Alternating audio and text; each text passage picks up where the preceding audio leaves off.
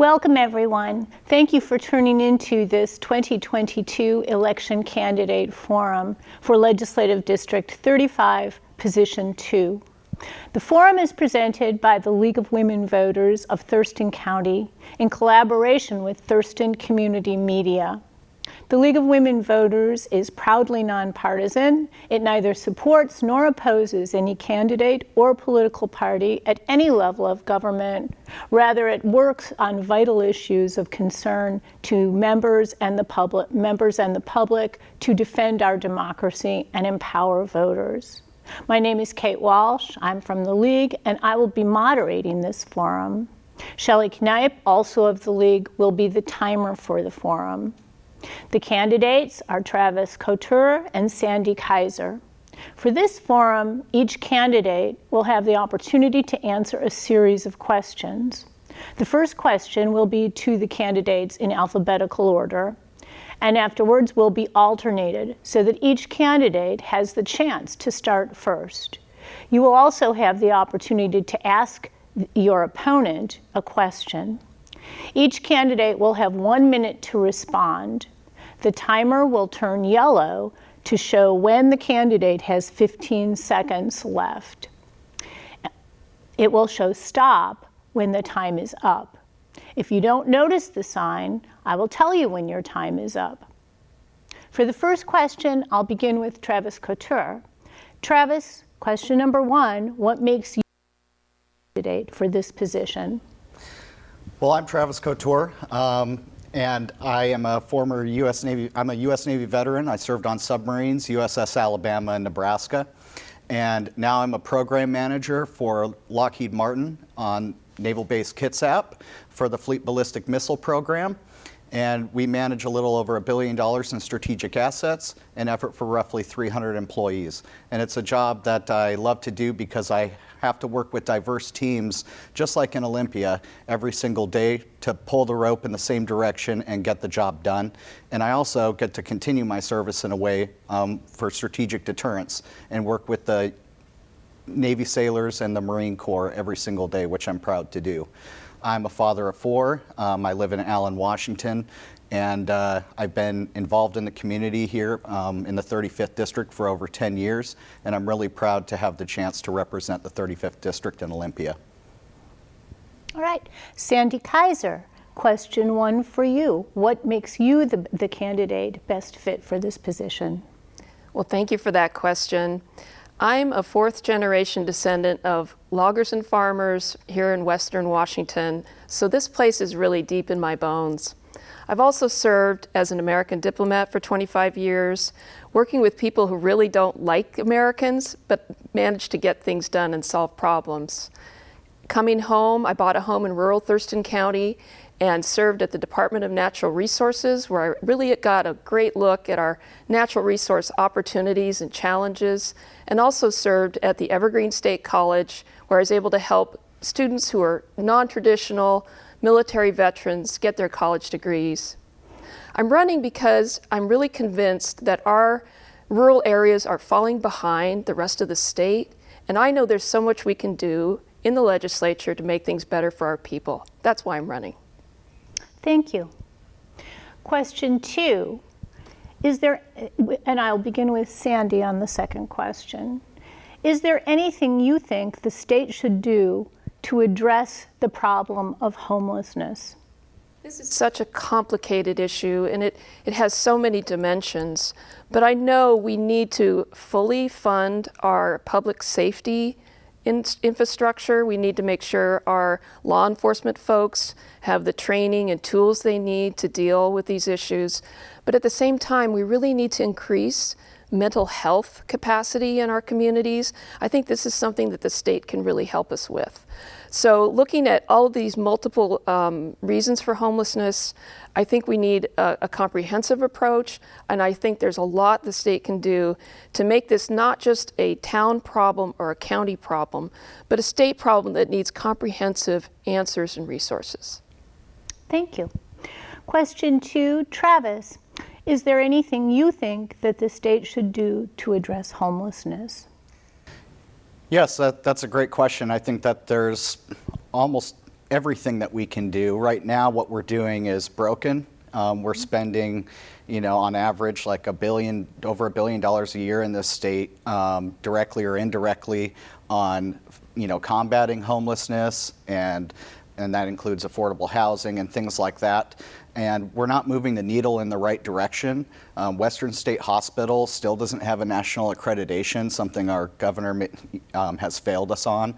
And I really think that, that's someone's mother, father, brother, and sister out there on the street, and we need to do a lot more to help them out. And I agree that we need to fully fund and also give all the resources and tools for law enforcement to do their job, make sure the law makes it so they can do their job. And we also need to go back on the Blake decision that essentially legalized possession of hard drugs in our community. There's a lot we can do. There's no silver bullet solution. Thank you for that. For the third question, I'll begin with Travis Couture. Question 3, Travis, is what do you think is the most important issue statewide that the legislature should address? We have a lot of public safety is definitely up. We have rising crime, so that's definitely one of the top issues the state needs to focus on. We're short 250,000 affordable houses in Washington State. The dream of home ownership is less attainable than ever before. We have record surpluses in our state government and no tax relief during times of high inflation. But really, people want to feel safe, they want to give their kids a good education, and they want to provide for their families. And right now, our community is not safe. Property crimes happen at a rate of every 1.5 minutes in this state, and violent crimes are up as well. And we need to give our law enforcement the tools to be able to do what they need to do. And unfortunately, the majority party made sure that that was not the case any longer. And we need to go back on police pursuit laws, and we need to go back on essentially the legalization of hard drugs. Okay, Sandy, as to question 3, what do you think is the most important issue statewide that the legislature should address? I think the legislature needs to take a good look at the way we tax and the way we spend revenue.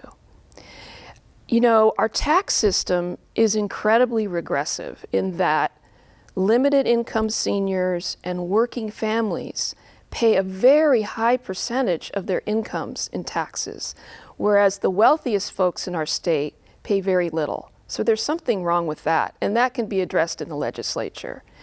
Conversely, the way we're spending money also needs to be looked at, especially as in regards to schools. Right now, the way we support rural schools is really abysmal compared to the money that goes to urban schools in our state. For example, poor communities have a really hard time passing levies. And when they can't pass a levy, they can't put the money into the school infrastructure. So that really needs to be addressed, and that's something the legislature can do. All right. The fourth question goes first to Sandy Kaiser. The fourth question is, please describe whether there is state legislation you would support regarding reproductive choices, and why would you support it? I think that reproductive rights are a fundamental American right. And I was really incredibly shocked and disappointed to see the recent Dobbs decision by the Supreme Court. But I think it really underscores just how important this race is and just how important state legislatures are now in maintaining this right for American women. I would be very ready to support legislation that would enshrine these rights in our state constitution, remembering it was a Republican governor, Dan Evans, who supported the original initiative in Washington state to support this right in the 1970s. So this is an issue that across our state and across our district has widespread support, and I'd be eager to support enshrining those incredibly important rights in our state constitution. Travis? Can you read it? I will. Please describe whether there is state legislation you would support regarding reproductive choices and why you would support that legislation. Yeah, it's a good question. And and it's an emotional question for a great many people. And I try to take the tact of just trying to understand everyone's viewpoints on the matter and try to discuss it civilly. It's really hard to have a civil discussion around this issue, but I think it can be done. And one of the things that I want people to know is that, we live in Washington State, and in Washington State, the laws have not changed, and abortion is still the law. So regardless of the Supreme Court decision, nothing has changed in Washington State. And I feel that there are a lot of issues to tackle, and that's really not a priority for a lot of legislators on both sides right now to change those laws in Washington State. We have a lot to do, and not a lot of time to do it in a legislative session as far as taxes, homelessness, crime. Okay, thank you. The fifth question goes first to Travis Couture. Question 5. A major carbon pricing bill passed the legislature in 2021, that is the Climate Commitment Act. Please tell us your understanding of how this law works and whether you think the legislation was a good idea. Yeah, sometimes I think that we go too far, and I take the approach of a doctor. First in our state, we should do no harm. And especially going into a recession, times of high inflation, coming out of a pandemic, we have affordable housing crisis, and we passed energy codes that make it harder. Our gas prices are extremely high right now, and we have a low carbon fuel standard and a cap and trade that are making it higher and going to make it higher come January, close to 50 cents higher on our gas prices. And that hurts all of our rural communities, especially like those in the 35th District, who are a bedroom community that commute to Olympia or Bremerton or Seattle to go to work and to shop. And we have to drive a lot more than other people, myself included, just to get to work every single day. And those gas prices are killing us. Okay. Sandy, same question. Shall I repeat it? I think I can take it. It's such an incredibly important issue. We know that climate change is real. Today, when I was arriving here at the studio, I noticed the haze in the air that we've all gotten to know very well over the last couple of years, and that is wildfire smoke. Climate change is affecting our district in very real ways. We're a district that has a tradition of sustainable forestry and shellfish production. Both of those industries are endangered by climate change. As our forest landscapes change, our wildfire danger grows, even here on the west side. And while climate change continues, we see ocean acidification affecting the growth of shellfish. And that is a huge industry for our area. So we know we've got to make some changes. The thing that's important to me is that it's not just rural districts that carry this burden. We need to make sure that all of Washington is going to be involved and that we're not achieving these carbon reductions on the backs of working people in the district. Okay. The sixth question goes to Sandy Kaiser first. Sandy, the question is there any other issue or matter that you would like to bring to the voters' attention today? Oh, there's so many topics we can talk about today. I was happy to be able to talk about taxes and public safety because those are very, very important. I think the support needed for economic development in rural Western Washington is really important. After the decline in certain natural resource products industries, we haven't seen much opportunity for folks in our district because we really lack some really important infrastructure like affordable housing, good internet. We saw how terrible that was during the pandemic when kids couldn't really attend class in parts of our district because they didn't have good internet. So it's time to really take a look at rural Western Washington and make sure our communities have the resources they need so they have the same opportunities for success as folks do in other parts of the state. Thank you for that. Travis, same question. Shall I repeat it? Is there any other issue or matter that you would like to bring to the voters' attention at this time? Yes. circling back to public safety, and we have the lowest per capita police in the entire nation in Washington state, lower than all 50 states and DC, and that can't continue. And in the 35th district, we have some of the lowest per capita police in the entire state. So literally, we have the least amount of police on the roads in all of North America. And that's totally unacceptable. Our rural communities become a soft target for crime from surrounding populous counties. And when just in Mason County alone, you have a handful of deputies to cover 1,000 square miles of land and territory. And we can't compete in our rurally economically depressed communities with sign-on bonuses and retention bonuses from the other counties. So the legislature must do more to help out rural counties and rural communities and districts to get more police on the road to help keep people safe. Thank you, Travis. Thank you for that. The final questions are between you two. You now have the opportunity to ask your opponent a question. You have 30 seconds to ask the question, and your opponent will have 1 minute to answer the question, to respond. I'll begin first with Travis Couture. Do you have a question for Sandy? Sure.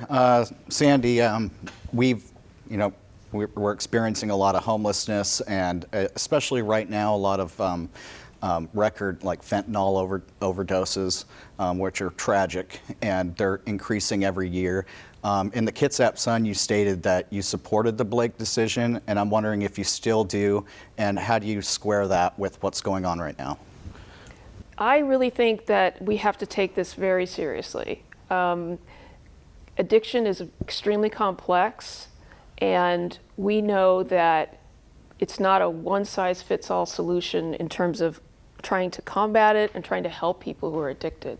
So I really support a comprehensive set of assists for folks. I do believe that drug use should be penalized. I support that. But whether fentanyl means a lifetime sentence in prison, I'm not sure that that's the best way to really deal with the problem. Okay, thank you very much. And Travis, your question for Sandy. That was my question. Oh, sorry. Yeah. We're rolling with the Your punches. question for Travis. Yes. Travis, we talked a little bit about reproductive rights earlier, and I know that you're on the record as not supporting reproductive rights. And I was curious about, if you are elected as a legislator, would you support a ban on abortion in Washington state? I am pro-life.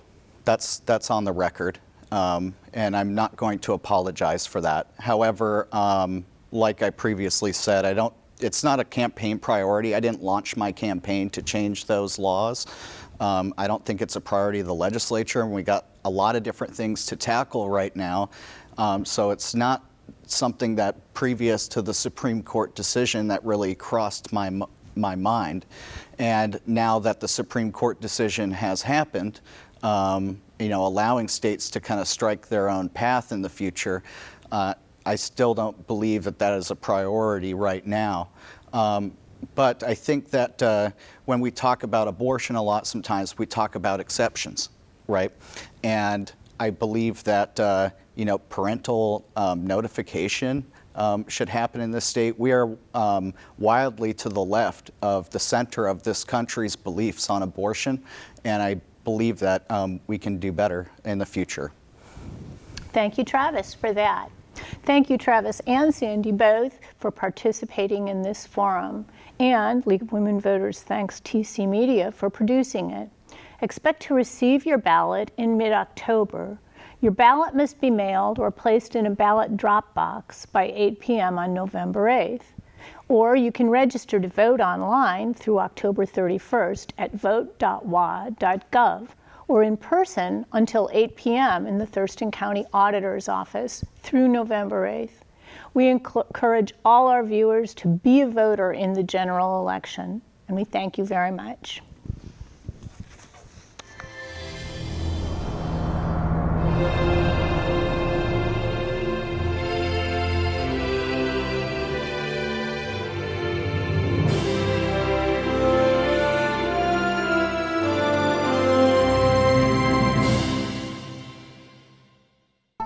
you.